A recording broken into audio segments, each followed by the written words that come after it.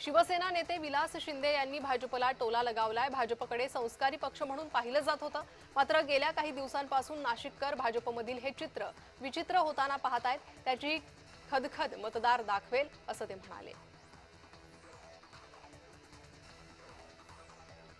लातूर भाजपातील नाराजांची नाराजी दूर करण्यासाठी निलंगेकर प्रयत्न करतायत। नाराजांच्या घरी जात त्यांची मनधरणी करण्याचे त्यांचे प्रयत्न सुरू आहे। दुखावलेल्या कार्यकर्त्यांचा नेत्यांवर रोष पाहायला मिळतोय, तर लातूर शहरात हा रोष दिसून येतोय।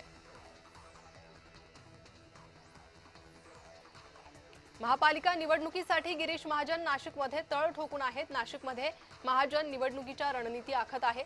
मुख्यमंत्र्यांची सभेची तयारी आणि बंडखोरांना शांत करण्याचा प्रयत्न सुरू आहे।